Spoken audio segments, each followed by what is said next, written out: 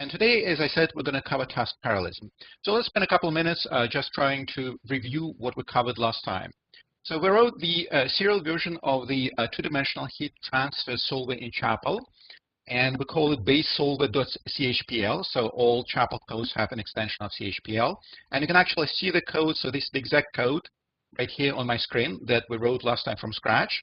And you can always copy it. So if you have access to CEDA, it's in my home directory. So let me just type it where it is. It's under home Razumov TMP. So if you go into that directory, don't edit anything there, but you can actually copy the code, and the code is called basesolver.chpl. Okay. So the code solves the two-dimensional heat transfer problem for the initial temperature of 25 degrees. So let me bring up the slides. 25 degrees, and then zero boundary conditions on the upper left, on the left side and on the upper side. And then the temperature was increasing linearly from 0 to 80 degrees on the right boundary and on the bottom boundary side. And then the temperature should converge to a steady state because we have these different temperatures along the boundaries. And then we wrote the solver to do exactly that. So our code optionally takes configuration variables that can specify, if you don't like the default values, you can specify in the command line. So things like the number of rows, number of columns right here. So that's the problem size, the matrix size, how often you print out iterations, the point at which you print out the temperature, then the maximum number of iterations, and then the tolerance up to which you solve the problem. And the code worked fine, so we wrote the serial version of the code, and today we're going to parallelize it using task parallelism in Chapel. So we also learned how to time the code, and we saw that if you compile this Chapel code with the -- fast flag, so that's optimization in Chapel compiler, then your code will run much faster. So for me, I saw a speed up of about, I think, 130 last time in the last session. So it's really a huge factor. So for any production code, make sure that you compile the code with the -- fast flag. Okay, so that's what we did last time. And today we're going to study task parallelism. So we're going to cover the main parallel concepts, so distinction between task parallelism and data parallelism.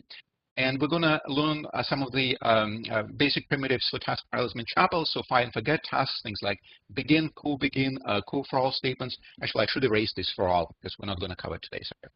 And then task synchronization. And so we'll be writing a bunch of probably a dozen of very small short codes just to see, to understand these basic concepts. And then we'll go back to our two-dimensional heat transfer problem, and we'll try to parallelize it. And we'll write two versions of it. One will be faster, the other one will be slower, using task parallelism. Okay, any questions so far? Again, Google Doc is where, at the bottom of the Google Doc, right here, where it says, where it says collaborative notes, Chapel 2, bit.ly Chapel 2 is the place where, at the bottom of this Google Doc, you can ask questions.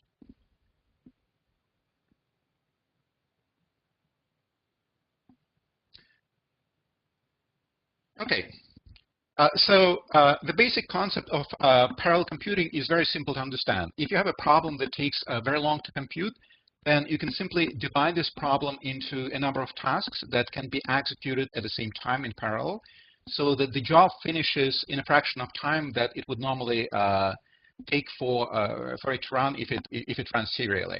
So task is a unit of computation that can run in parallel with other tasks. That's all what I'm going to say about what is a task.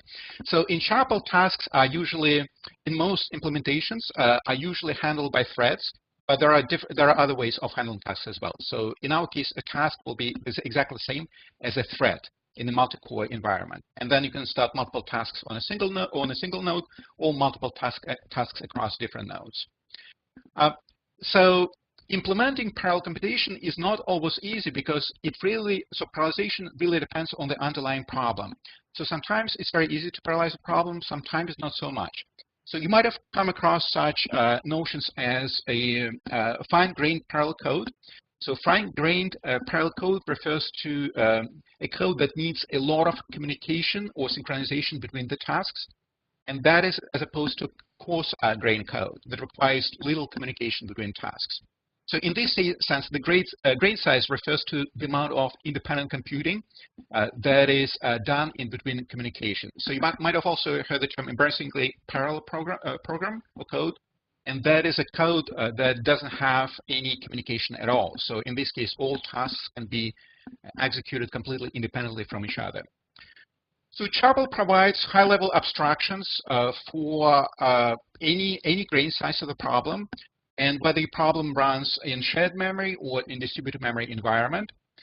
And in Chapel, there is actually a distinction between concurrency or parallelism and locality. So I tried to draw a diagram here, so hopefully this illustrates this concept, and you'll be able to understand what I mean. So on the vertical axis, I have concurrency or parallelism, and on the horizontal axis, I have locality. So in Chapel, let's say we have a set of tasks that we want to run, and in principle, you can run them concurrently by the same processor on a single compute node. So that's a serial local execution right here in the lower left corner. Right? So all tasks will run serially, locally. You can also run these tasks in parallel by using several processes on a single compute node. So it's going to be parallel local, right? So we're doing now calculation in parallel, and we're using several cores on a single compute node. You can also do this in parallel by several processes distributed among several different compute nodes. So that's parallel distributed. And these are the usual modes of how you implement parallelism, right? That's what people usually do when they think of parallel computing. So you either use several different cores on a single node using shared memory parallelism, or you're doing distributed memory parallelism, and then you're using many cores spread across several different nodes. But in Chapel, you can also run code in serial using several cores on a single node. So that's going to be serial local calculation. And you can also do serial calculation using cores sitting on several different nodes. So that's going to be serial parallel calculation. So in that sense, the concept of locality, task locality, where your job is running, where your calculation is running, and parallelism or synchronicity or concurrency, they're actually completely orthogonal concepts. So they're independent of each other, right? So you can have a serial distributed code, you can have a parallel distributed code, you can have a parallel local code, and so on. And so similarly, each of these tasks could be using variables that are located either in local memory or in memory on other compute nodes. So you also have a notion of data locality. So there's task locality and there is data locality.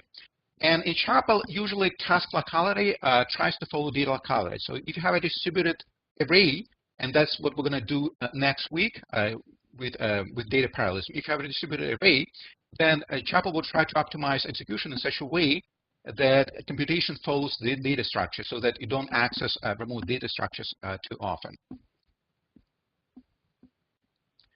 So Chapel has abstractions for both task parallelism and data parallelism.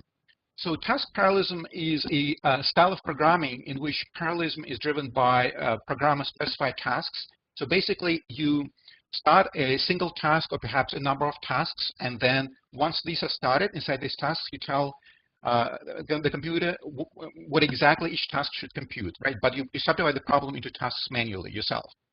So this is in contrast to data parallelism, which is a style of programming in which parallelism is driven by computation over a distributed data structure or over a collection of indices.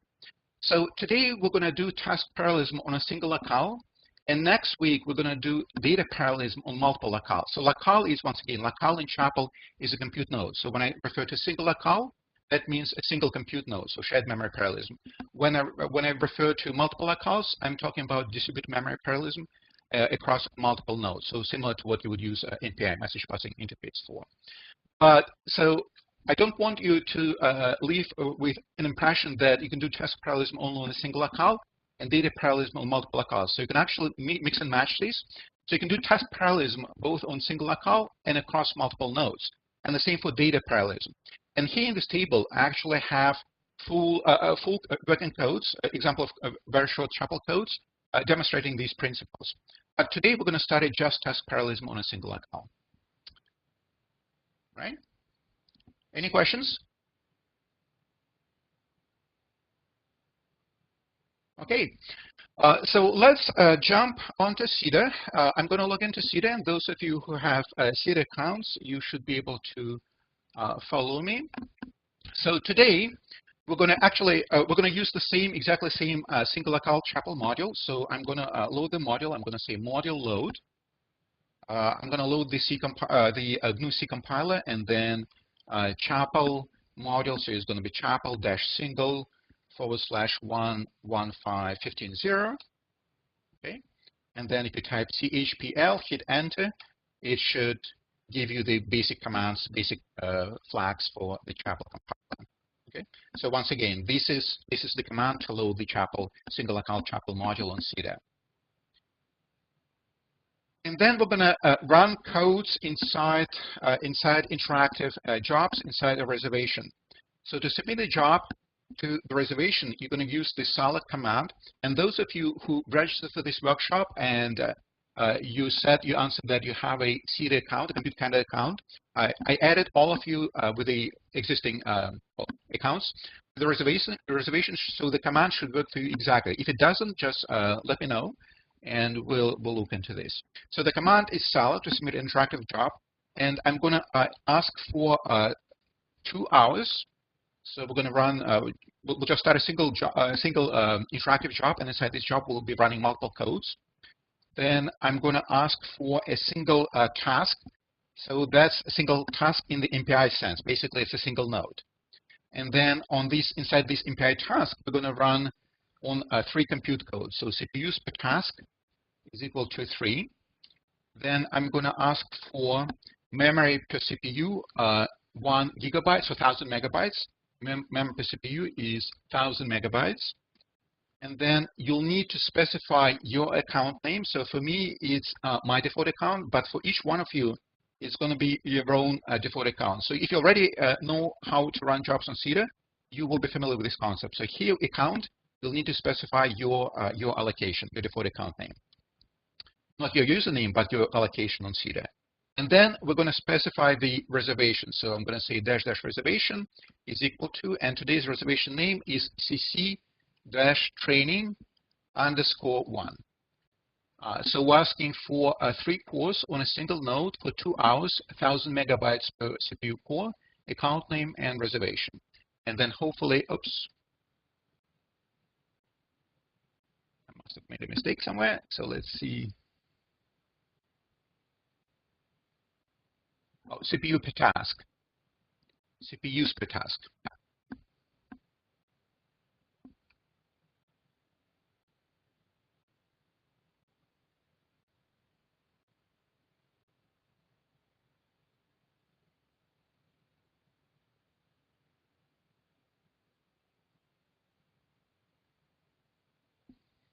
Okay, so while the job is starting, I'll just jump into my text editor, and I will start a new file in my temporary TMP directory on CEDA, and I'm going to call that file begin.chpl.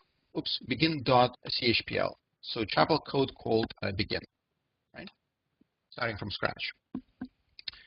And then I'm going to give you an example of how we can use the begin statement.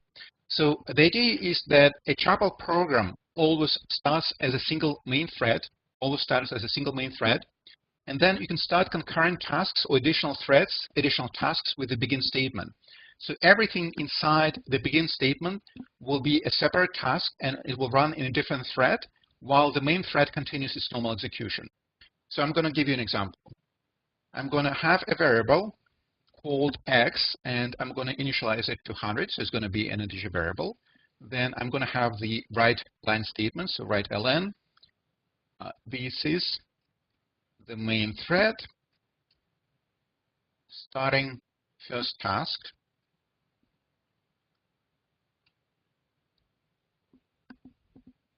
And then I'm going to have a begin statement. So begin statement followed by the curly brackets.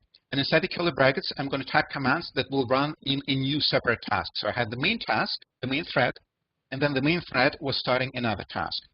So in the first additional task, I'm going to have a variable called count. So variable count is equal to 0, again, an integer variable. And then I'm going to say while count is smaller than 10, open a loop. And inside the loop, I'm going to say increase the value of count by 1.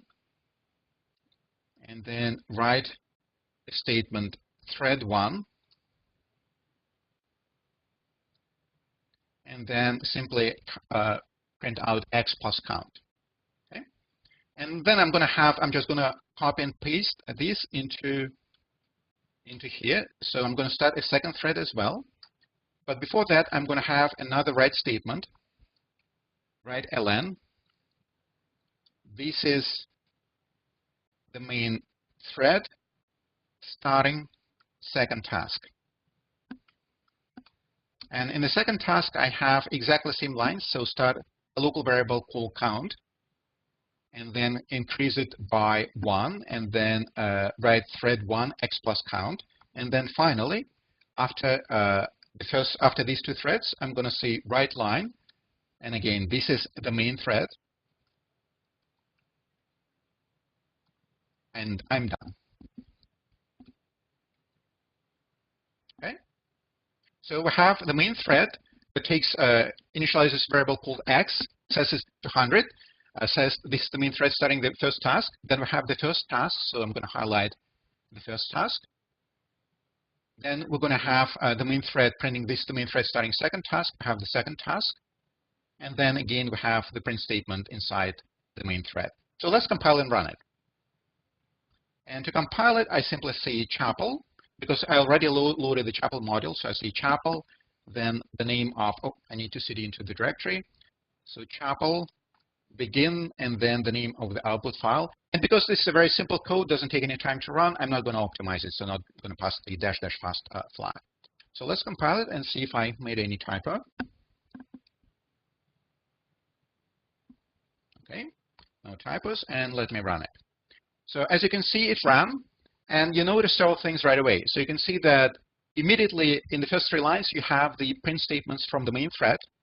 Because it takes time to start the first thread and the second thread, the actual commands in the first thread and the second thread are not going to be printed out until you see the output from the main thread. And this is simply because it takes time, some number of microseconds to start the 2 additional threads.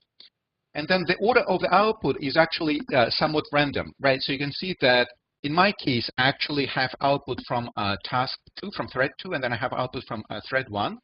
So let me run it again and see if that changes.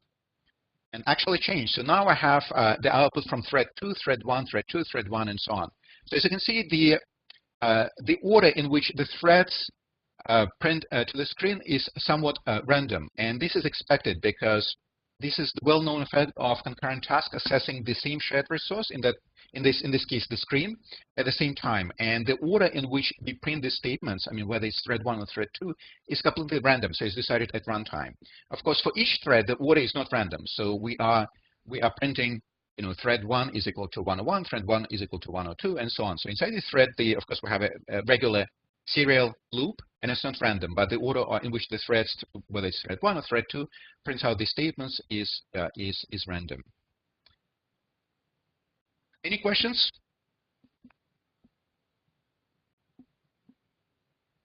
Okay, so what would happen in this code if we declare count in the main thread? I'm going to paste this question into the chat window.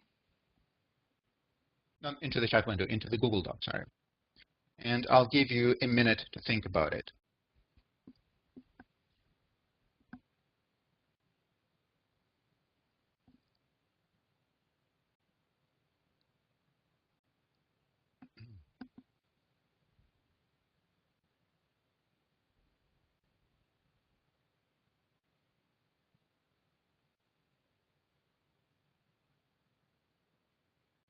And so by that, I mean, if we take out the definitions of count from these 2 threads and just put the definition into the main thread, what will happen?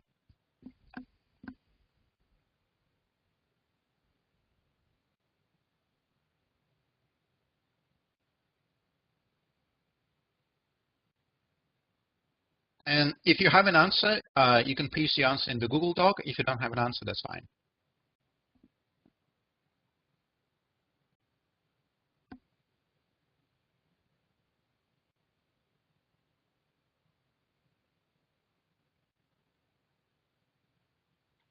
Okay, so let's try to compile this code. let's just say I'm using the up arrow, and let's just try to compile it and see what happens. Okay, you get an error message. So it says that the shadow variable count is constant due task intents in this begin statement. So what this means is that now we define the variable count in the main thread, so it belongs to the main thread, or if you want to say it's defined within the scope, the variable scope of the main thread. And that means that you can only modify this variable as it stands now only in the main thread, right? So that's why you get an error at compilation. You can only modify a variable inside the scope of this variable. So if a variable is defined inside the main thread, you can only modify this variable inside the main thread. If the variable was defined inside a separate task, a separate thread, then that's where you can modify this variable. But if, of course, you can access the variable no matter where it is defined. Okay. So let me move things back to where they were when we had a working code. So now we have a variable count is defined in each thread, and that compiles just fine.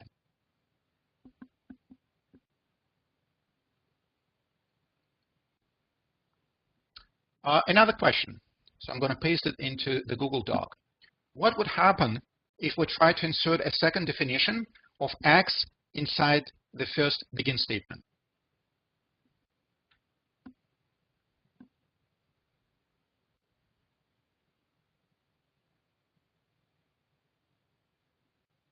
So let's do this. We have the first definition of X inside the main thread, and then we're going to define X once again.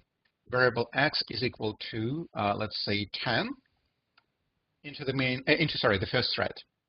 Okay, let's try to compile it.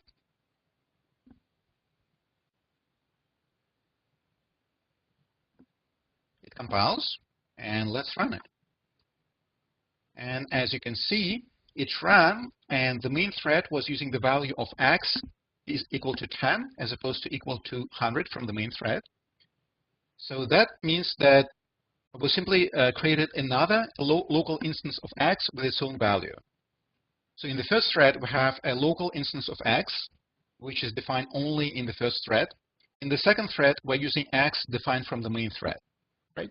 So all variables have a scope in which they can be used, and the variables declared inside a concurrent task are accessible only by the task, and the variables defined or declared in the main task can be read everywhere, but Chapel won't allow other concurrent tasks to modify these variables. So I hope this is clear. If not, then please put a question into the Google Doc.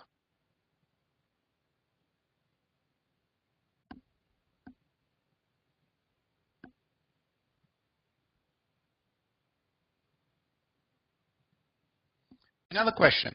So when we run concurrent tasks, are these tasks running truly in parallel or not? What do you think?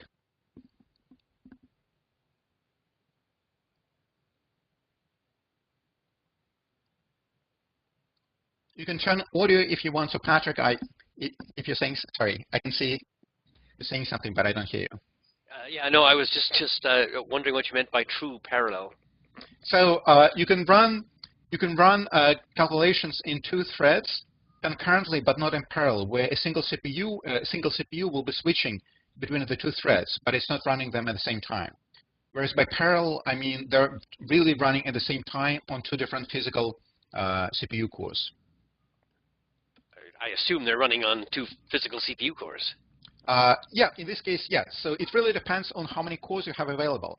So if you're sitting on a system or inside an interactive job that has only one CPU, physical CPU available to you, then you will be not running it in parallel, you'll be running it concurrently.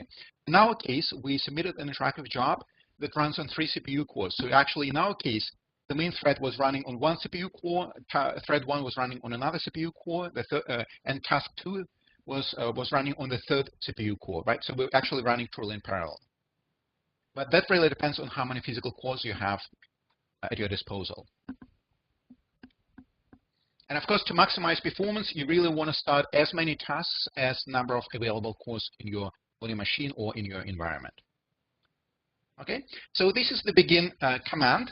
Is there any way of telling it to use fewer cores? For instance, if you're on a you know, a 4-core system or an 8-core system, and you only want to run it on 2 cores?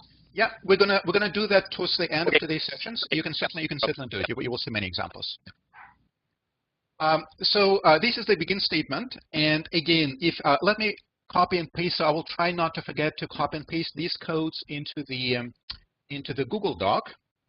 So this is the begin code, and then I'm going to start a new code that I will call co-begin. And as you can guess, this is going to be about a co-begin statement. So a slightly more structured way to start concurrent tasks in Chapel is by using a co-begin statement. So in a co-begin statement, so basically it says co-begin, and then you have curly brackets, and then you have a number of tasks. So the difference between begin and co-begin is that you start a separate, with co-begin, you start a separate task or a separate thread for each command inside these co-begin statements. So basically, if we have 10 commands, then you will start a separate task for each thread. So whether for each command, whether these tasks or thread actually run on different processes or not, again, depends on how many physical cores you have at your disposal. If you have, let's say, we have 10 commands here, and we have 11 physical cores, then each command will run on a separate physical core. If you have fewer physical cores, then there will be some amount of concurrency running more than one thread on a single processor.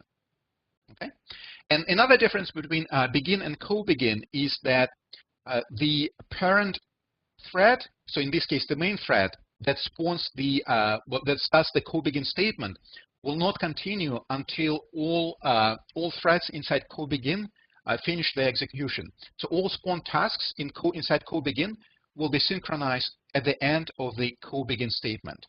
Okay, so let's see the example. I'm editing the code co-begin.chpl, and I'm going to say variable x is equal to 0, again, integer variable. And then I'm going to say write line. This is the main thread. My value of x is, and then I'm going to print x. Then I'm going to have a co-begin statement. And inside the co-begin statement, I will start 2 separate tasks. So I will start the first task inside a curly brackets. And this is because I have curly brackets, they encompass a single task. So everything inside these curly brackets will be running in a single thread or single task. So let's again initialize variable x with a different value. Let's say 5, and then write line. This is task 1. My value of x is x. And then, so what I highlighted here is a single task, right? Because these 2 lines, they are sitting inside the curly brackets. So to Chapel, this is a single thread. And then a single task. And then let's start a second task, another task. So I'm going to say this is task 2. My value of x is, and then going to print out x. And then finally, after both of these tasks finish, I'm going to say this message will not appear until all tasks are done. Okay. So let me compile this. And I'm compiling now the co-begin code. So co-begin.chpl, and then similarly, I'll use the co-begin for this executable.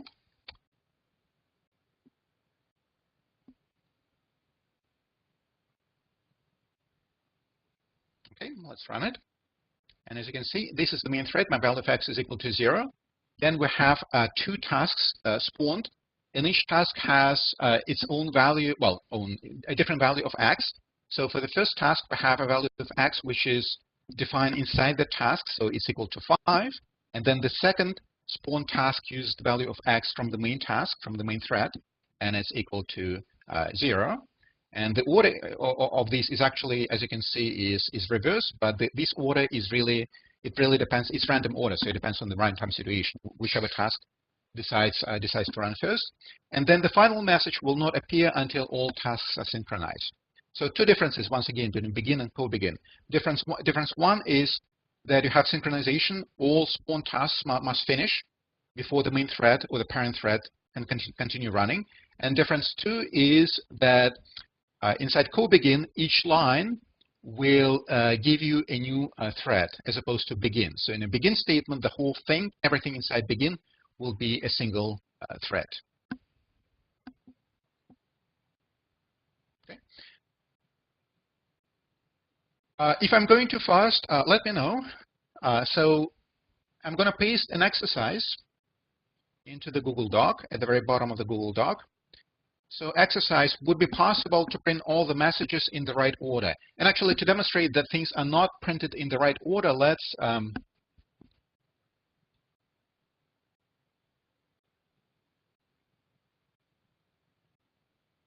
oh, sorry. Actually, sorry, I'm jumping ahead.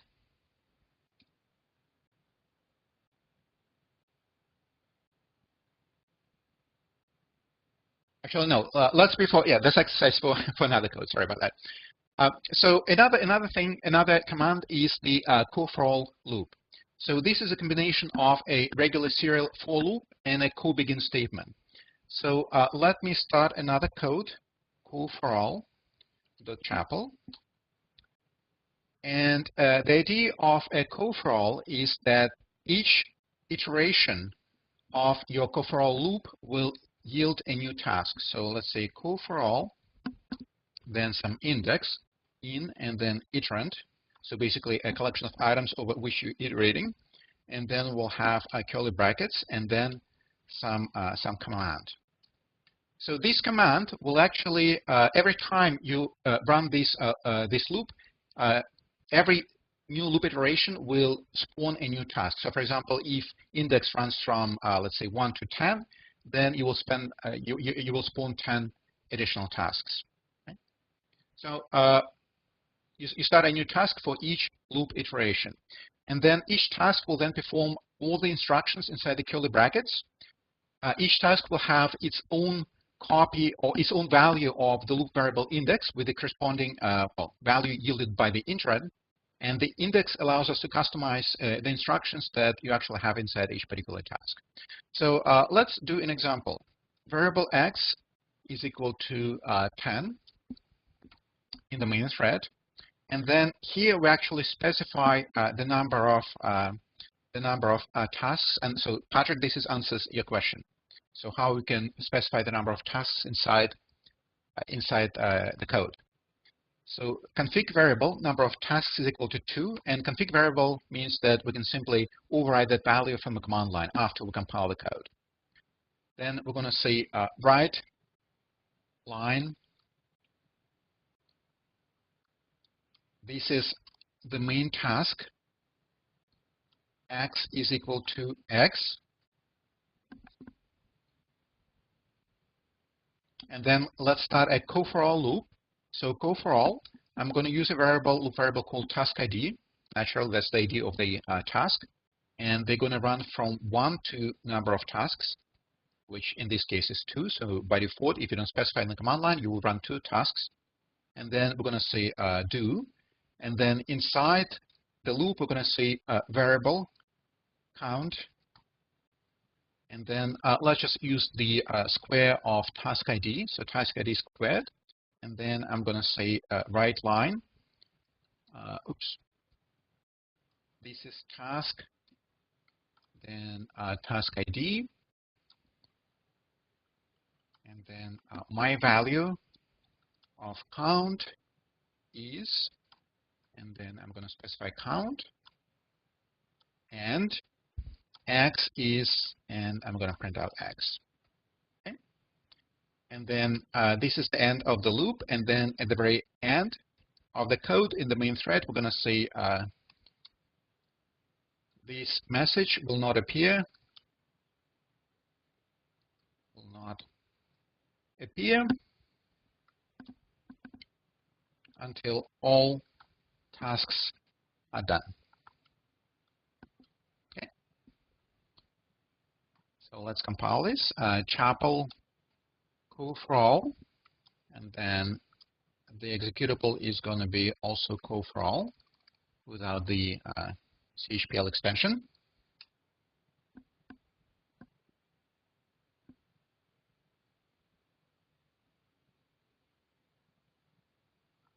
Let's run it. Cool for all. And as you can see, the default values of number of tasks is 2. So the main thread spawned 2 tasks. This is task 2. My value of count is 2 squared, so that's 4. And x is equal to 10. So we're using the value of x defined from in the main thread. And then in the next loop iteration, actually the first loop iteration is 1, of course, and then the second loop iteration is 2. And we're correctly printing out the square of the loop variable. And then the final message is not going to appear until all tasks are done. So similar to co-begin, the co-for-all statement will always force synchronization at the very end. So you start additional threads, they run in parallel, they truly run in parallel, because as you can see, in this case, actually loop task 2 ran before, well, didn't run exactly, it ran in parallel, but the print message appeared before the print message from task 1.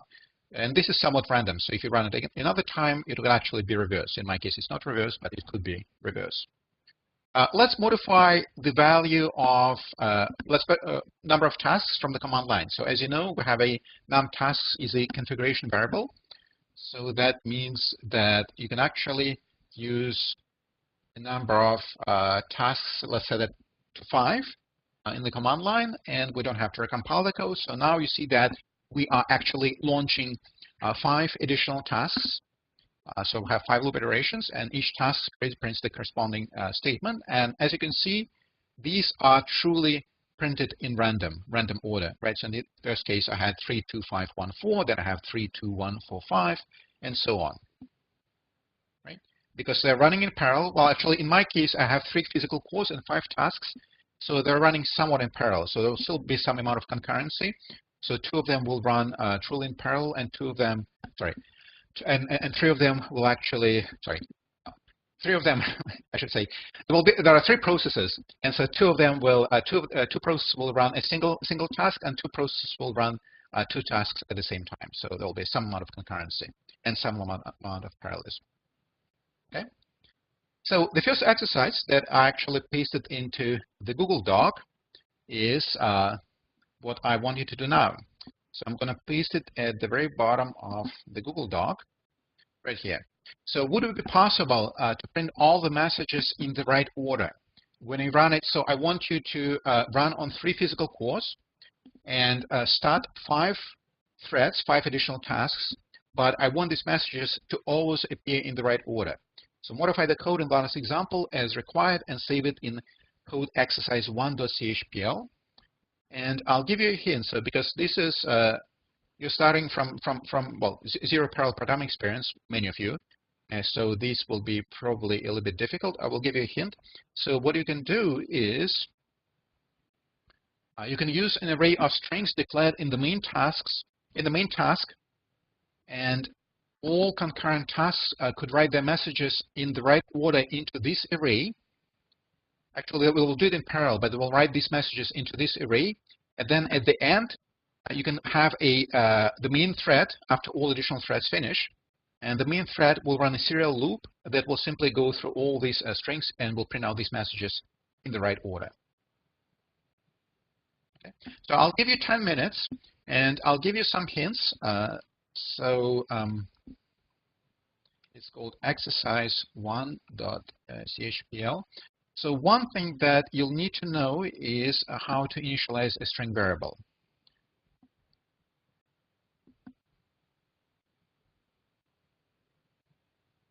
So a string variable, let's call it TMP, can be initialized as simply by using the as a string variable simply by using the string keyword. And how we can assign a value to this variable? Well, we'll simply say TMP is equal to, say, hello. And then if you want to add, let's say we have another variable called x, which is equal to 0, and it's an integer variable, you can actually simply add x to hello. And as you can see, we're adding a string and integer variable, and Chapel is smart enough to know that to do this, you actually have to convert x integer variable into a string first, and then you can add two strings, so concatenate two strings together, right? And that's the way you would do this. And then if you want to initialize an array of string variables, the syntax for that is, so let's call it messages. Variable messages is going to be an array, and it will have this number of elements, so number of tasks. Each task will write into its own array element, and then is going to be of type string. Okay. So I'm going to give you 10 minutes, and then I'm going to write this code from scratch on the screen. Any questions? Feel free to ask me.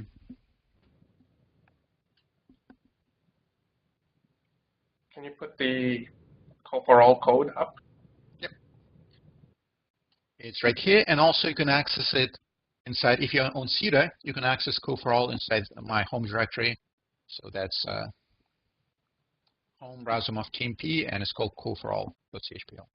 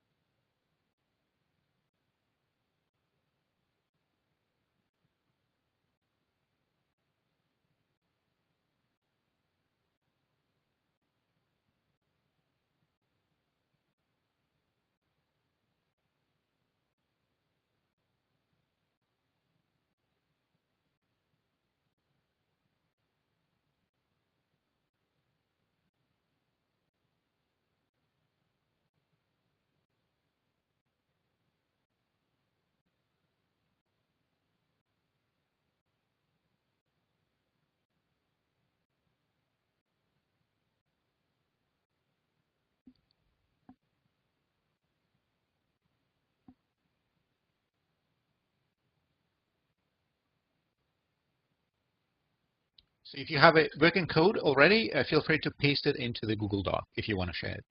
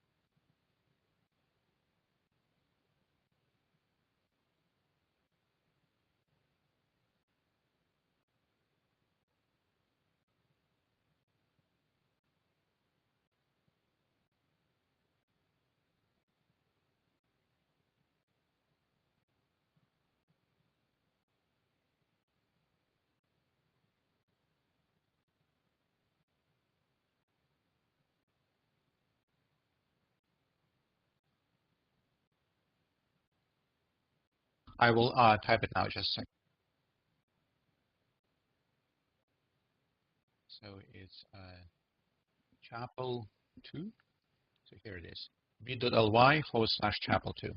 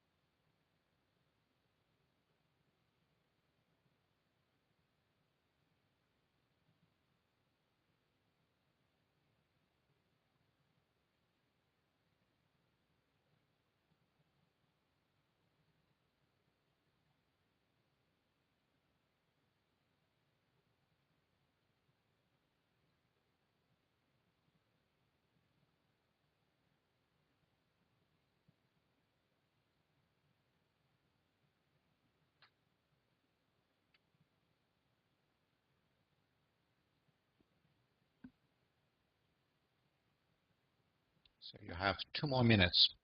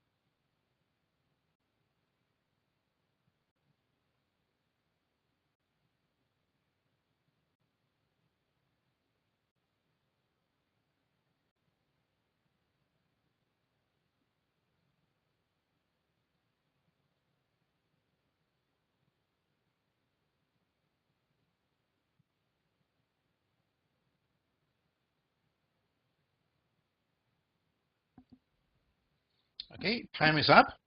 So I see that somebody already put the correct answer into the Google Doc. So let me just share it, put it on my screen right here.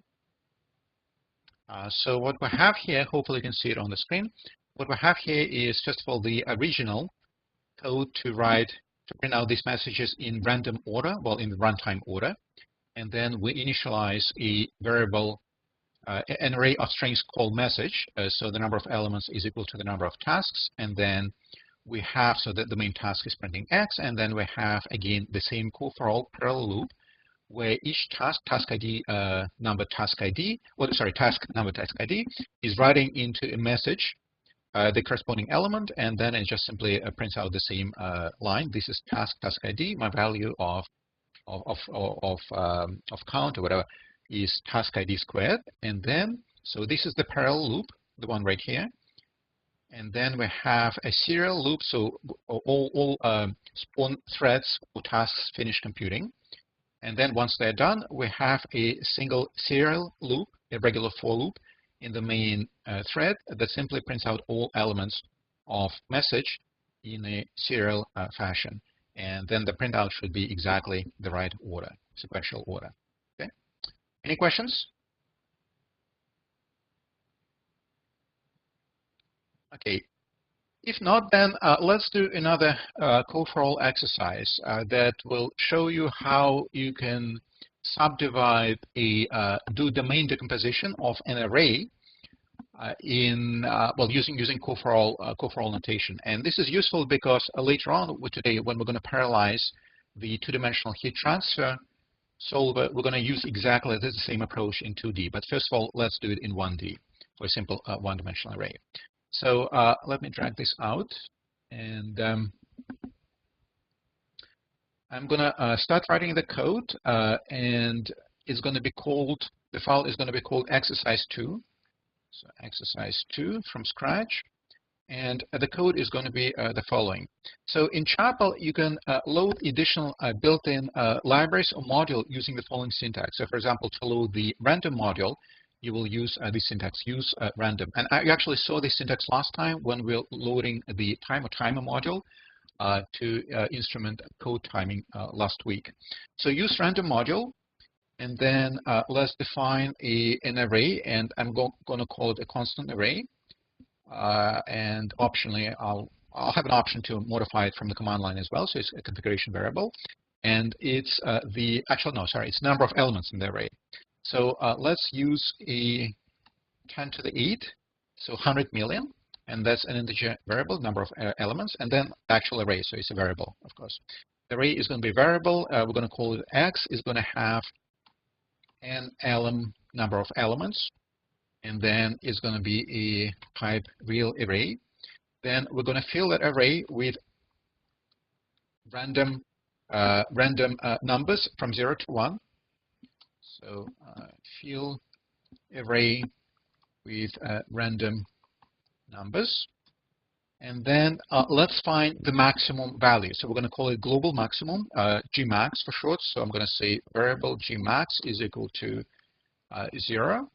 And because I specify it with the decimal dot, this means that Gmax is a real type variable. So here you're going to write a code to find Gmax. So here put your code to compute Gmax using code for all. So try to organize a parallel loop where instead of going through all array elements on a single task, try to subdivide your problem so that the first thread will only access array elements, let's say from 1 to 30 million, the second one from 30 million to 60 million, and so on. Right? And then finally, once you compute Gmax, write the value. So the maximum value in X is, and then print out Gmax. Okay. So I'm going to give you a hint because we don't have a lot of time. So I'm going to write a few more lines, and then I will again give you maybe 10 minutes, and then you can write your own code. So what we want to do with code for all statements, this is task parallelism, so you specify the number of additional tasks, right? So we're going to use exactly the same approach. We're going to say we're going to have the configuration variable that is called num tasks, and that you optionally can modify from the command line. So let's pretend we have, constant num tasks, and let's pretend we have 12 CPU cores. So we'll be starting 12 additional tasks. And then we need to compute number of elements, which is going to be something. So number of elements per task, sorry. Number of elements per task. And then if 10 to the 8 is not divisible by 12, then you'll have some remainder. So you actually also need to compute the remainder, right? So these, oops, let me add the semicolon here so I have proper indentation. So these elements did not fit into the last task. And then let's have an array of local maxima. So that's going to be an array of size num tasks. So each task will have its own value. And of course, it's going to be of type real. So these are local maxima for each task. Okay. Then you'll have a co-for-all loop where you're going through all tasks. So task ID in 1 to num tasks, and then do something. So here you need to compute Lmax.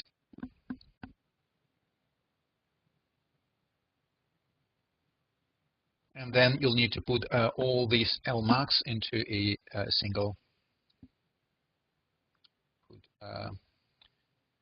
largest Lmax into Gmax. Okay. So I'll give you 10 minutes to work on this. And then again, if you have a working code, feel free to paste it into the Google Doc, and then we'll take a look at it. So 10 minutes.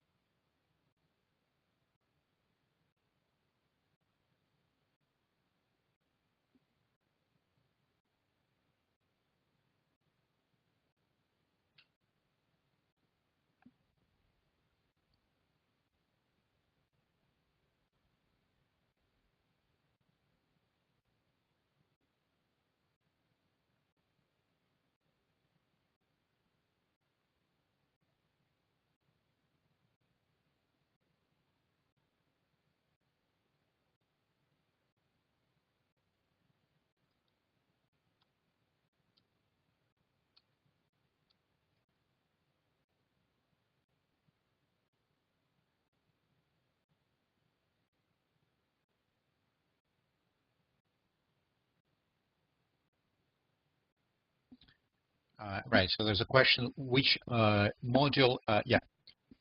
So I'm going to paste the commands into the chat.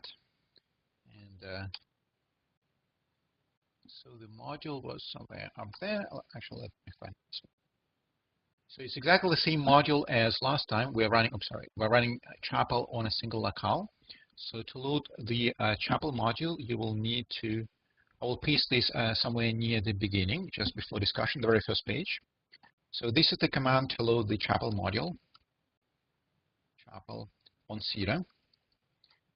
And then to submit a job, you need to have so I added everybody who registered for the workshop as of yesterday and who had a Cedar account, well, a Compute Canada account, to the reservation. So we're using a reservation. And the command for submitting a job was actually,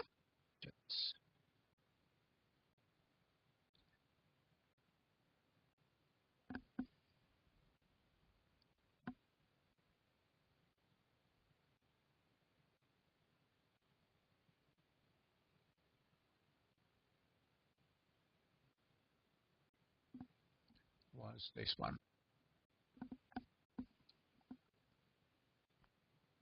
So this is the command that we use to submit an interactive job, 2-hour-long job, asking for a single node, so a single MPI task. That means a single node.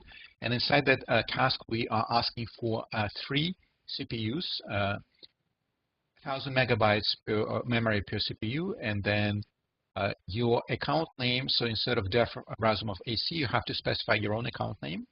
So I actually erase this. So I'm going to say your default allocation.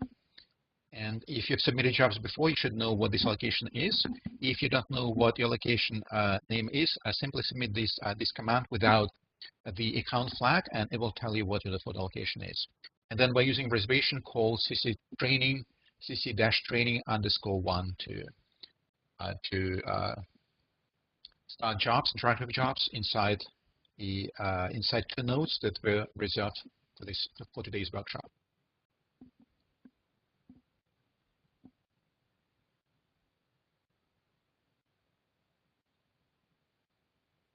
And if the job doesn't start, so it may actually take several minutes for this interactive job to get started if the schedule is busy. But if it gives you an error message, you cannot access the reservation, let me know.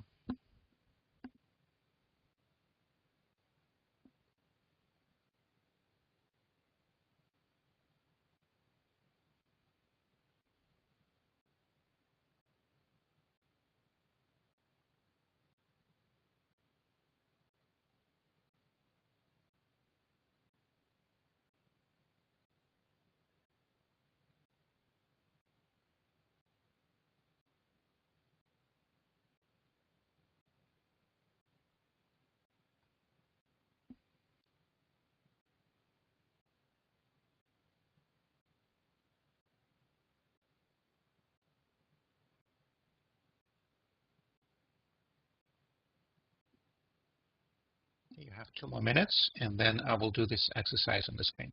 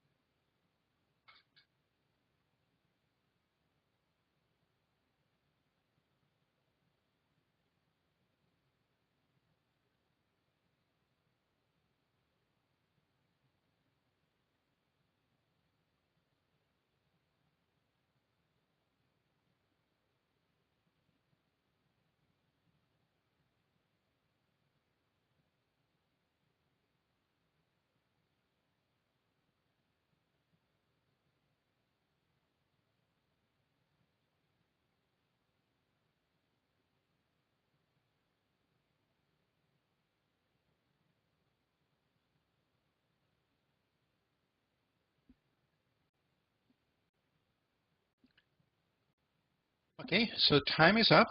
Let me do this exercise on the screen. So what we need to do next here, we need to specify, to compute the number of elements per task. So we have an array of real numbers, length 100 million, and we have to subdivide this array into blocks, and each block will be processed by a separate task.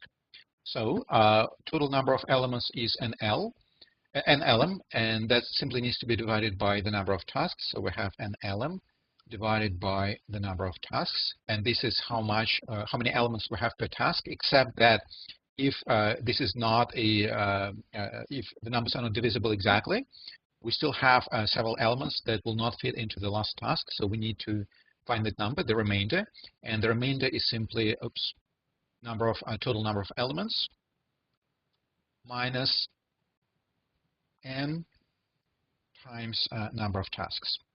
Okay, and then here we define the local maximum for each task, and then we're starting a parallel loop, so we need to compute Lmax. And we have the task ID, and the task ID will process all elements from, let's call the range start and finish, so all elements from start to finish. And these are simply integer variables. And then we need to compute this. So start is going to be equal to task, because task ID starts from 1, so I'm going to subtract 1 from it, task ID minus 1, times number of elements per task, plus 1, so the very first element is 1. And then I'm just going to copy that line. So finish is equal to similar number, except that instead of plus 1, we have plus n. Right? And then we also need to account for the fact that r remainder could be non-zero. So we're going to see if we have the last task. So if task ID is equal to number of tasks, then simply update finish and add the remainder to finish. So finish is equal to finish plus r. So add elements to the last task. Elements to the last task. Okay. And then we're going to have a serial loop. So inside this task, we're simply going to process all elements from start to finish. So for I in start to finish, do. And then we're going to, we don't need curly brackets here because we have just a single command inside this serial loop. So we're going to say if x of I is greater than Lmax, Lmax of task ID, then Lmax of task ID is simply equal to x of I. Right? So that's finding the local maximum for a given task. And then once the parallel loop is finished, then we need to find the largest Lmax and assign it to Gmax. And for that, we don't really need a parallel loop. We can just do it serially. So we're going to have for task ID.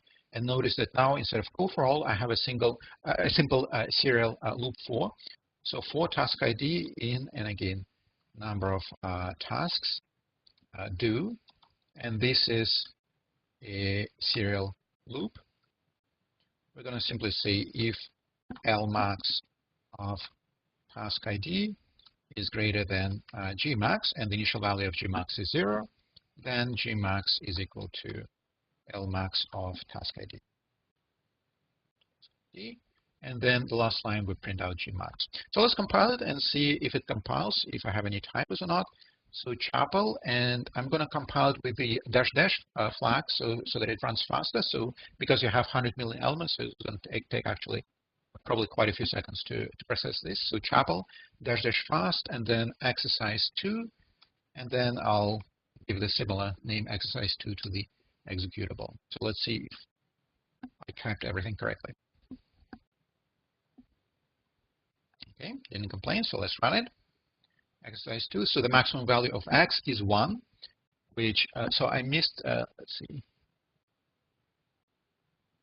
I missed Lmax initialization. Actually, no, because so by default, when you don't specify a value, it assigns 0 to it.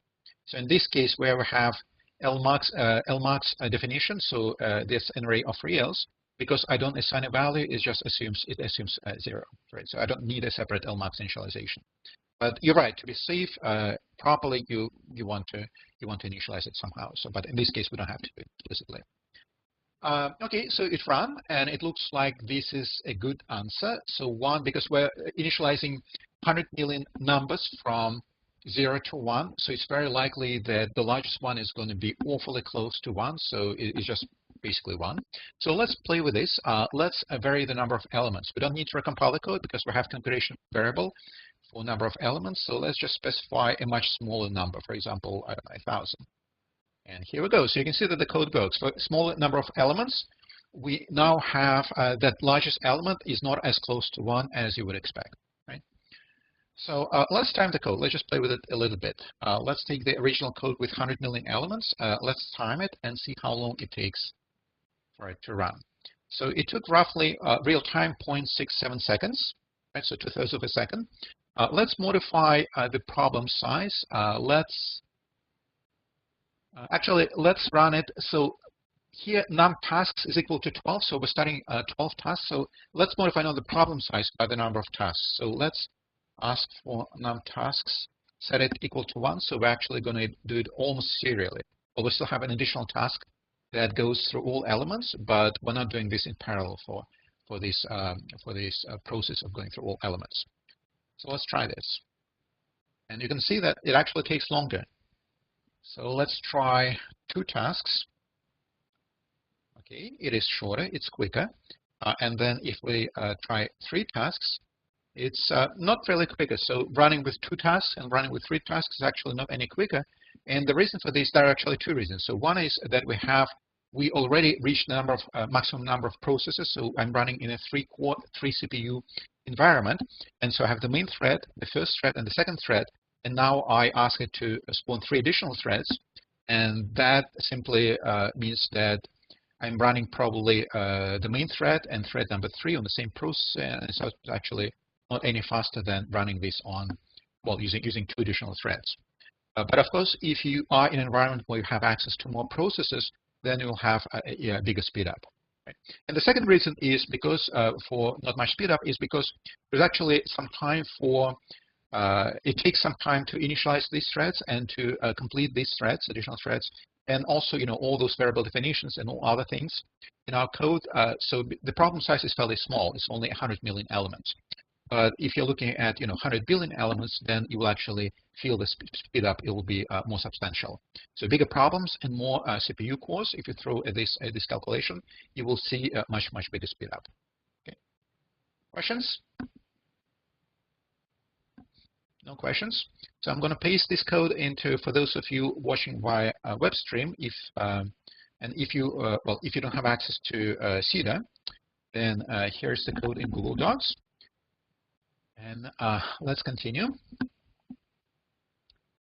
So let's try this. Now, we wrote a parallel code to compute Gmax. We have a parallel code to compute Lmax, the local maximum, and then a serial code to compute Gmax. So let me comment out these things. So the custom code that you did in the exercise. Oops. Let me comment out all this stuff. And instead replace it with the following. So I'm going to say Gmax is equal to max reduce x. And what this means is, so max is one of the reduce operators in Chapel. So we have a variable, we have an array x with 100 million elements. And in Chapel, you can actually use data parallelization to parallelize looping over the indices of this array. So the array is still sitting in the same shared memory space, but this shared memory space is accessible by, in our case, 3 processes. So Chapel uses data parallelism to actually speed up this calculation to break the big loop into smaller chunks, and then it will all be done in the background. You actually don't see that calculation. But here you see the statement max reduce x. So the reduction operation in Chapel is a parallel operation. And then the actual operation, we have reduce operation, and the actual operation is max. So in addition to max, there is also minimum, plus, minus, I think a few logical operations, so things like that. But you can see, so in this case, we're actually using data parallelism to replace the big past parallel loop that we wrote and the code should actually work just fine. So let me run this code for default number of elements. Actually, I need to compile it, of course. So to compile it, let's just compile again with the dash dash flag. Okay, and then let's run it for 100 million elements. Okay, it works. Let's try to run it for 1,000 elements. So NLM is equal to 1,000. And it also works. So you can see now we have a number that is not as close to 1. Makes sense. So the bottom line here is that it's always a good idea whenever you code, especially in especially in Chapel, in fairly complex parallel programming language, it's always a good idea to check whether there are built-in functions or methods to achieve what you want to do more efficiently than using your own custom code. So in this case, the reduce statement is actually a data parallel statement that will give you approximately the same speed up as you would get when you write your own code for all loop. Okay. Any questions so far?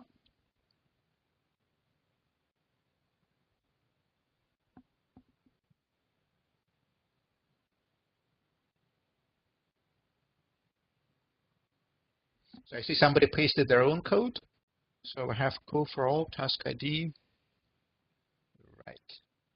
Okay, great. Yeah, I'll need to double check whether this code works or not. But unfortunately, so you can do it. Everybody can do it. You can check this code on your own time. So unfortunately, I have to continue because we still have quite a lot of material and only half an hour or so left. So next we'll cover synchronization of tasks. So there are several different ways of doing this in Chapel. One of the simplest ways is to use a sync keyword that will simply force. So when you have a parent task and then you use the sync keyword and then curly brackets, and then actually let me do this right inside the code so it'll be easier to understand. So let me start a code that I'll call sync1, sync1.chpl. Oops. Sync1.chpl. Okay.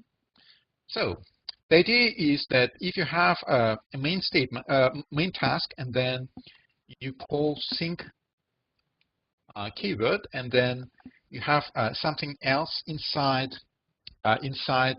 this some other commands. Actually, if you spawn any additional tasks inside this sync statement, let's say we spawn another task, then we spawn another task.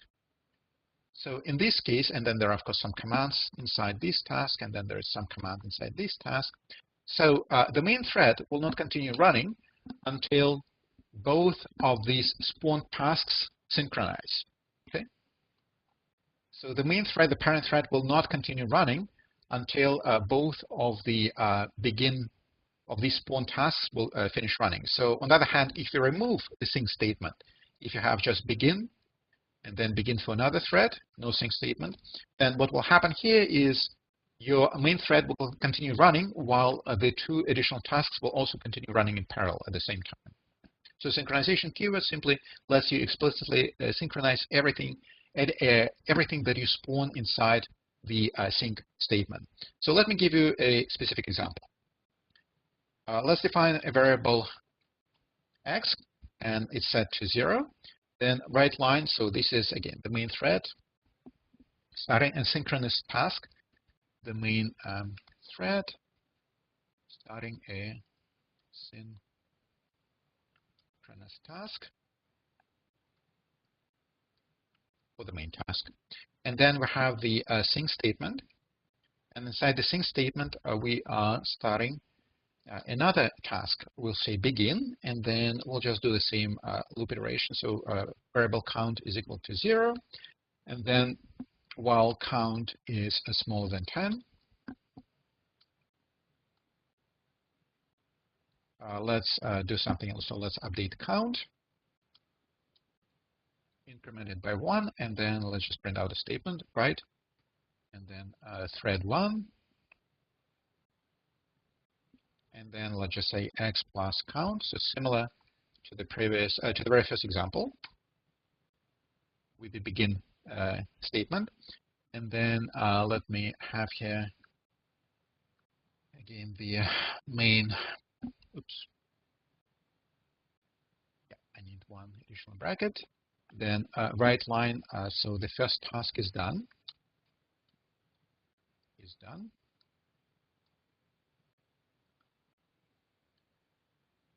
Then write line, this is the main thread.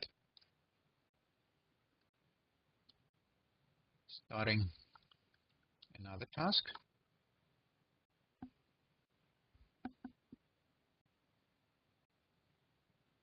And then let me copy the begin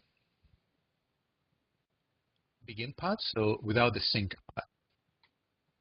Actually, starting a synchronous task.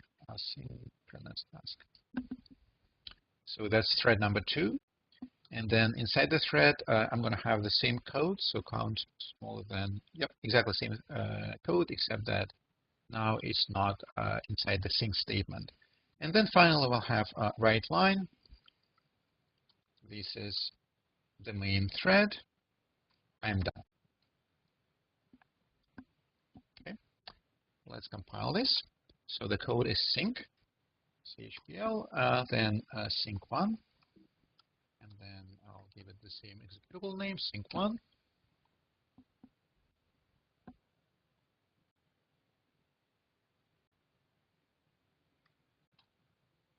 So here we go.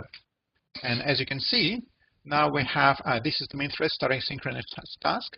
And then because that task, so this task is inside a sync statement, the main thread will not continue running until this task finishes, so that the first task is done line, and then the next line do not appear until we have finished running the first task, right? So this loop through all values of, well, count from 1 to 10. And then now we're starting an asynchronous task. An asynchronous task where this task will run in parallel with the main task. And then the main thread says, this is the main thread, I'm done.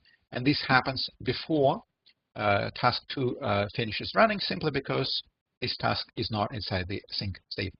So really easy, very explicit way of synchronizing all tasks spawn inside a sync statement. Questions?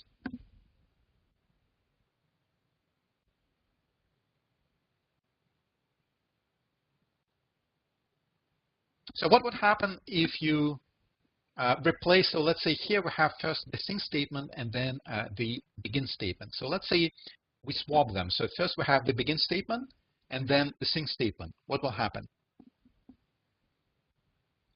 Just these 2 lines, we swap them.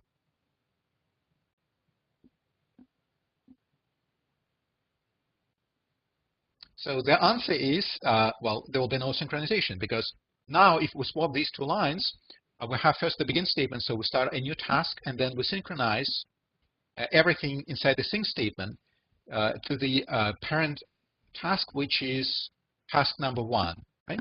So task number 1 will not finish running until everything inside the sync statement has completed, right? But there's nothing else inside the first task. So, and while the main task, so this will have no effect on the first thread, while the main thread will continue running because it is not the thread that is spawning the first task, right? So if you swap these 2 lines, well, actually there'll be no synchronization, so things will just run in parallel.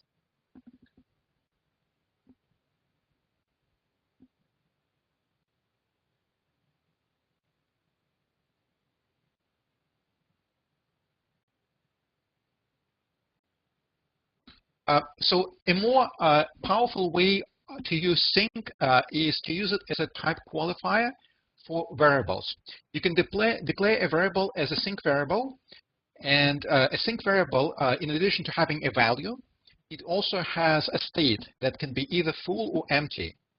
And so when you assign a new value to a sync variable, its state must be empty before assignment works.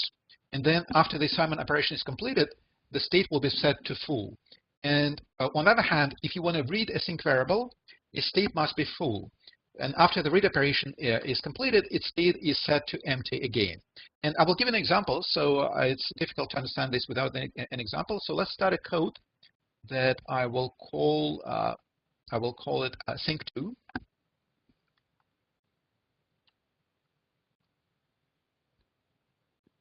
So let's have a variable called x, and it's going to be an integer variable, but we'll also declare it as a sync variable. And the syntax for that in Chapel is the following. So variable x, column, sync integer type. And then we're going to print out, this is the main task launching a new task. This is the main task launching a new task. And then we have a begin statement. So we're launching a new task, and inside the that we have a serial loop. So for I in 1 to 10, do, and then simply write out this is the new task working, the new task working, and then simply print out the value of I, loop variable, and then set x to 2 here inside this task, and then write new task finished. Okay, so we assign value 2 to this sync variable, and then let's finish. Let's finish the begin statement. Right, close the begin statement, and now in the main thread we're going to print out this is the main task after launching new task.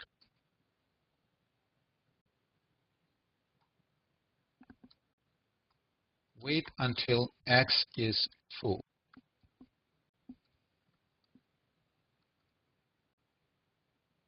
Then next what I'm going to do, so this line doesn't make any sense, but what it actually does is simply references to x, so it doesn't do anything, it reads its value. So read x, but not do anything with it. Don't do anything to it, so don't do anything with it.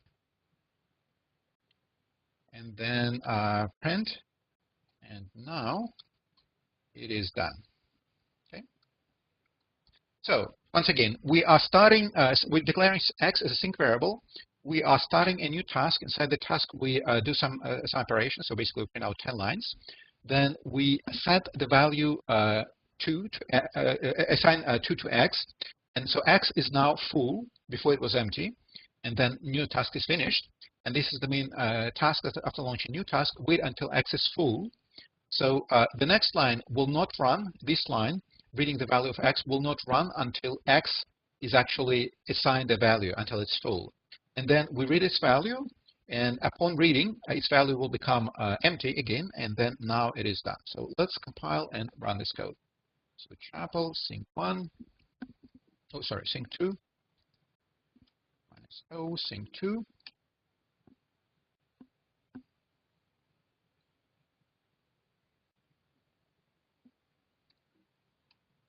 So this is the main task launching a new task. Wait until x is full. So notice what happened here. So the main task printed out this line, and then it went into launching the new task. And then while the new task is being launched, the main task printed out this is the main task after launching new task. Right? So this is the line right here after the begin statement. So the main task is continuing to run. But then it cannot print the next line, well, this line, last line, and now it is done, until the value of x is set to full. And this happens only in the new task after it finishes this loop, right? So after the loop is finished, the value of x equal to 2 is assigned to the sync variable. So now the sync variable is full, and only now the main thread can continue running. And now it says, and now it is done.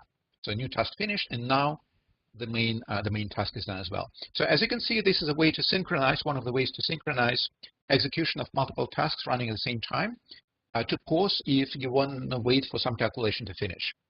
Okay? So this is called sync variables. Again, sync variables cannot be assigned until they are empty, and it cannot be read until they're full. And reading always makes them full, and writing always makes them full, and then reading their values always makes them empty. So if I try to read the value again, so let's say I just add x, the same line here again. So let's compile and run it.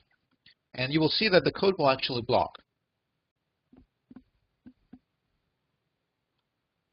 You see, the code is running, but it's not doing anything. And the reason for this is because, so first we read the value of x, and after that its state was assigned to empty, and then it's trying to read the value of x again, but you can only read x once its state is full. So that's why the main thread is keep running indefinitely, and we just need to kill this code.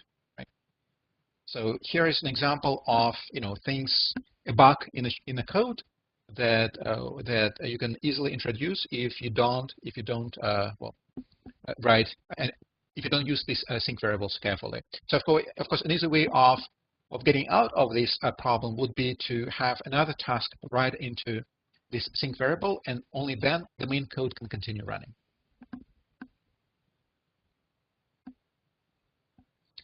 So another way of doing synchronization is to use atomic variables. And so unfortunately, we are really running out of time. We only have 20 minutes left, and I'm still somewhere in the middle of today's section. So I think what I will do, I will explain atomic variables now, and then we'll try to parallelize the serial 2D heat diffusion solver, and then we'll run it, and I think we'll probably stop there. We'll not try to make it more efficient because simply we won't have any time. And then we'll continue next time with task parallelism, and then we'll do data parallelism next week as well. So let's start a new code called atomic CHPL. So, and here I'm going to introduce what is called an atomic variable. And the idea of an atomic variable is it's a variable that any thread, any task can write to and can read from. And any write and read operation will be successful, but only the first task that happens to read or write into this variable will actually succeed, and all others will just do something else. So I'll give you an example. Let's define a variable called log, and it's going to be now it's an atomic variable of type integer. And let's just use the default number of tasks equal to 5. So const number of tasks is equal to 5. And let's write some value to this variable. So to read and write atomic variables, you actually have to use the built-in functions and methods of these variables, so-called write and then add and a few others. So we'll write a value of, let's say, 0 to this variable. You cannot just say log is equal to 0. That doesn't work with atomic variables. But this is essentially log is equal to 0. And then let's start a call for all loop. So a call for all task ID in 1 to number of tasks. And then inside it, let's do the following. Let's say write line greetings from task ID.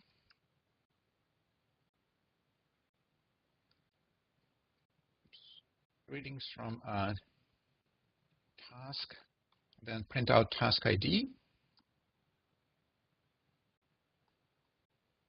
I am waiting for all tasks to say hello.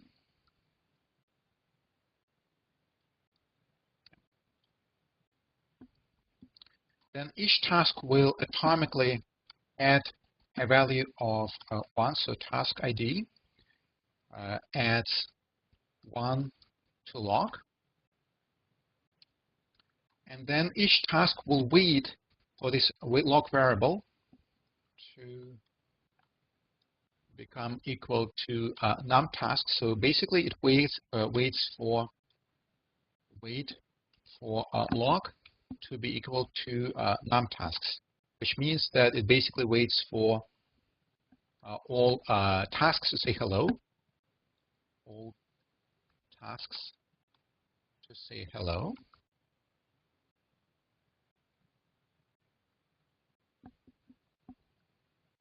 And only then each task can continue running. So write line task ID is done. Okay. So let's compile and run it.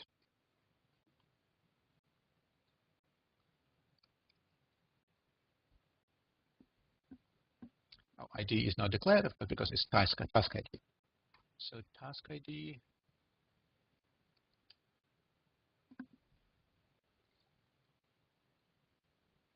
Unresolved access of atomic by 1. So let's see. Oh, of course, log add. I forgot to add it. Of course, we are doing the add operation.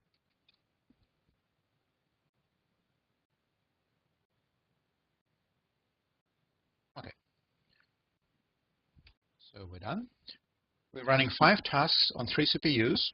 So greetings from each task, and because it's a parallel loop, so the statements appear in random order. And then, as you can see, first we have greetings from all tasks, and then we have statements task is done. So they don't mix. So basically, each task is waiting for all tasks to add to the log variable atomically, and then only when all tasks finish doing this, can each task continue running. Right? So that's why we first have only greetings, and then we have only the done statements. And so this is an easy way of, if you have more than 2 tasks running, so multiple tasks inside the call for all statement, then this is one of the easiest way to synchronize between these tasks. Questions? Is x implicitly converted to an integer or just initialized as an integer? I think that was probably in the previous, so I missed it. Here, x is implicitly set to, so it's initialized to an integer. I'm not sure whether this was, oh, okay, this was in regard to an even earlier code. Yeah, so what is happening here, I'm actually not 100% sure. It could be both. I don't know.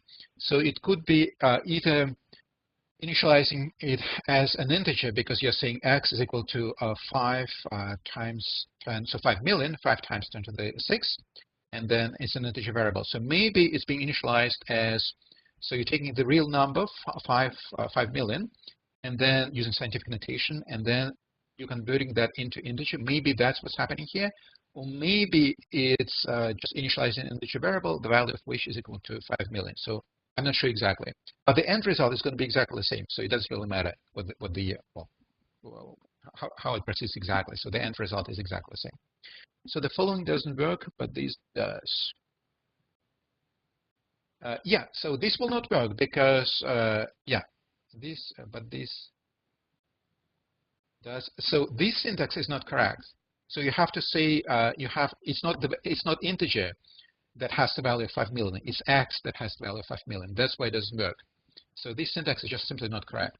So you first need to have the value of x and then pass. Assign the value of x and then specify its type as semicolon integer. So that's just not the right syntax. Oh, sorry, but then it does work. Okay, then I was not correct. So that actually, yeah, interesting. Then you're right. Then yeah, then you just have a type conversion. So yeah, just disregard what I said. You have type conversion. So in that case, it's converted to an integer. So then you're right. Okay.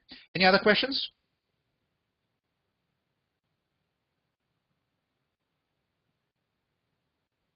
Okay, so we have very little time, so let's just quickly parallelize the heat transfer problem and then run it, and we'll see that we actually don't get any speed up, and we'll explain the reason at the end of the session. So what I'm going to do now is here in this directory, I have the base solver code from the last session. I didn't modify it, it's the same code. So what I'm going to do is I'm going to copy base solver.chpl into parallel1.chpl,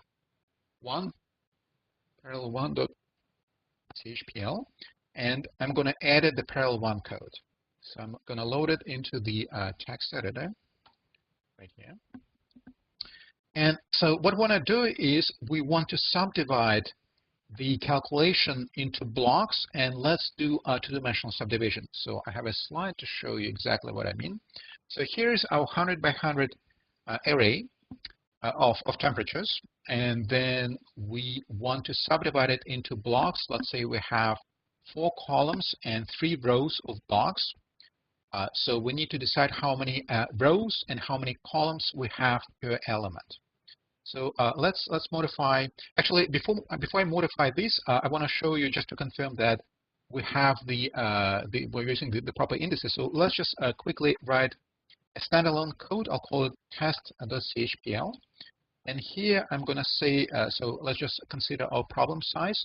We have 100 rows and then 100 columns. So that's a problem size, number of rows and columns. And then let's have variables, so constant variables, row tasks is equal to 3, and then 3 rows of tasks and 4 columns of tasks. So call tasks is equal to 4. So basically, we'll pretend that we have 12 cores. We are launching 12 threads. And then we're going to say we need to compute how many rows we have per each block and how many columns we have per each block. So we're going to say constant number of rows per block is going to be equal to rows divided by row tasks. So that's number of rows per block or per task. So each block is going to be processed in separate tasks. And then we also need to account for the fact that this might not be an exact division, not a multiple. So rows might not necessarily be a multiple of row tasks. So we might have a non-zero remainder of division. So that is equal to simply rows minus number of rows per block times the number of rows of blocks, so tasks. And that's simply the remainder rows that did not fit into the last row of tasks. And then similar for columns. So we have constant number of columns is equal to columns divided by column tasks. And again, this is the number of columns per task or per block. And then the remainder is, I'll call it C, remaining columns is equal to columns minus number of columns, columns per block times number of blocks in the horizontal direction, so column tasks. And then I'm going to have a loop, so call for all, parallel loop where task ID goes from 0 to, and now we need to have a product of total number of blocks is going to be equal to column tasks times row tasks.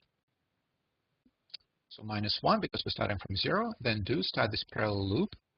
And then inside the loop, we need to compute the starting and finishes indices of rows and columns. So I'm going to call them for rows, row 1 and then row 2. And then column 1 and column 2. So these are going to be integer variables. So row 1 is equal to task ID divided by column tasks times nr plus 1, and then that's row 1, the starting row for each task, for each block, and then the ending row is going to be task ID, same number plus number of rows per block, and the same for columns. I'm just going to copy and paste this and change columns, rows to columns. So column 1, column 2. Yeah. So what do I have?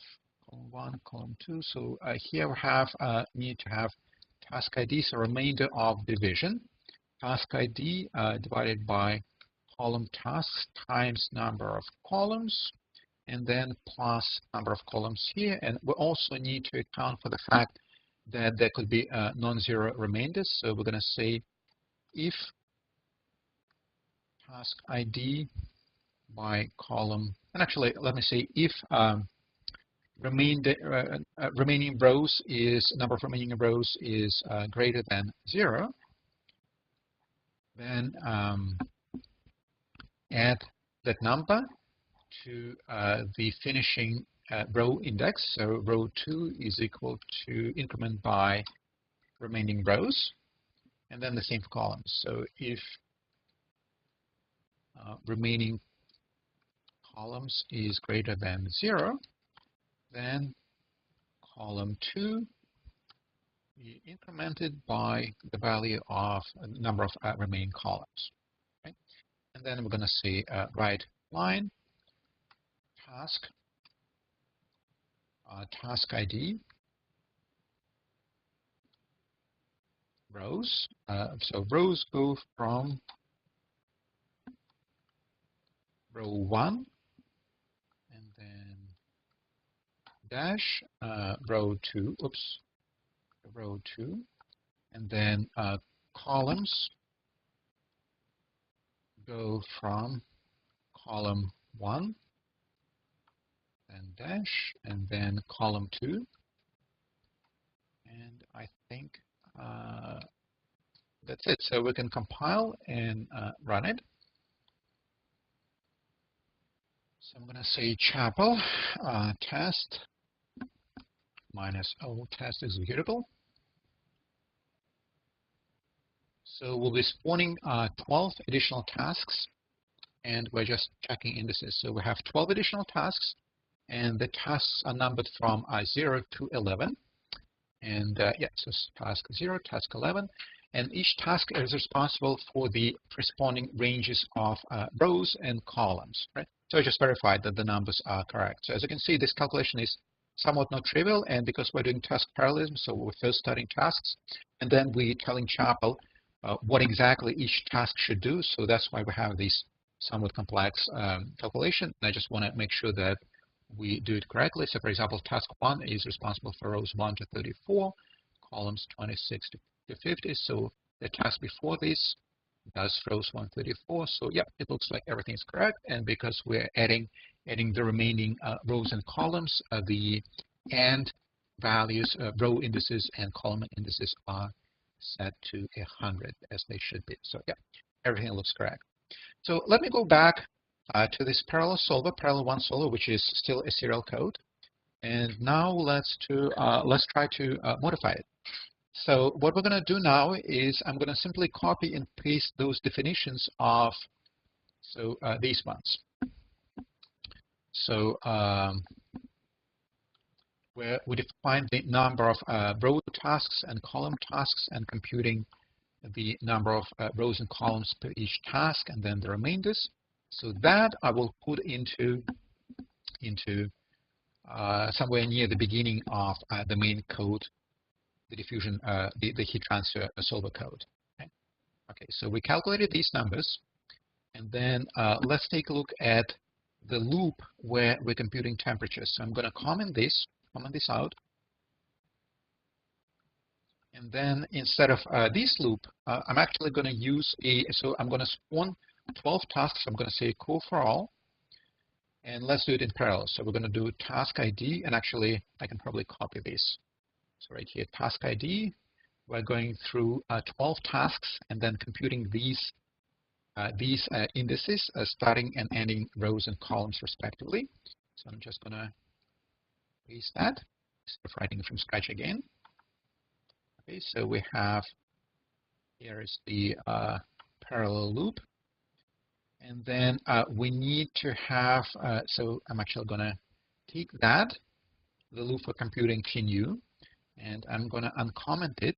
And then here you have, instead of now going through all rows and all indices, so each task goes from row 1 to row 2, and then from columns 1 until column 2, and then processing the corresponding values. So calculation, the formula for TNU is still the same. TNU for IG is computed based on the surrounding stencil.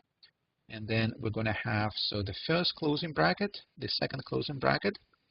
So here we're closing the serial for iterations, and then we also need to close the call for all loop. Right? So we computed the new temperatures, and we've done this in parallel in 12 tasks. And then next, what we want to do is update delta. So we have delta is equal to 0. So delta, reminder, is the largest temperature difference between two successive iterations. So temperature difference between T new and temperature. So newly computed temperature and the temperature from the previous time step. So we're going to say delta is equal to 0. And actually, I'm not going to do that. So let me comment out the lines that I want to delete. So these ones, computing delta. And I'll actually try to simplify things. So I'm going to use data parallelism for computing delta. So delta is going to be what you've seen already, the max reduce statement. So just take all those local differences between T new, so the absolute value of T new and T, right? But now, because we're doing this, so these difference between T new and T is computed locally in each task. So we should use the right range of elements. So instead of let's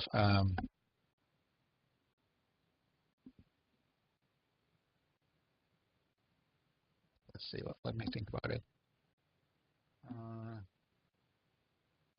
We want to use the full range. Sorry, we want to use the full range because we are looking for.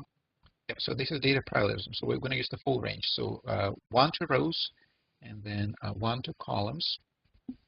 So we're looking at the entire array of newly computed and previously computed temperatures. And then, we are doing this in parallel. So this is data parallelism in Chapel. And I'm just doing this to simplify things because we don't have a lot of time left, right? So that's it. So we computed the new temperature in parallel. Then we computed the new delta, temperature difference between T new and T. Then we updated the value of temperature. And then we printed out temperature at a specified point every n hour iterations, and we're done. So let me, first of all, let me compile and run the serial code. So the serial code from last session from last week was called base solver Chapel. And then I'm going to call it base solver. And you want to make sure here that you compile with a code optimization so that it runs faster. And then I'm just going to paste and copy the lines because I don't have a lot of time left. So this is what I'm going to run. The same problem we ran last time. So larger matrix, 650 squared, printing out value at point 200, 300. So maximum number of iterations, 10,000. And then tolerance, 2 times 10 to the minus 3. And then 1,000 is the total number of, sorry, not total, is the number of iterations. So we're printing out temperature every 1,000 iterations. And the calculation, as you can see, serial calculation, no parallelism, took 12.5 seconds. So let me now compile the parallel code. So the parallel code is called parallel1. And then the executable is also going to be parallel1. And let me run it with exactly the same configuration variable values.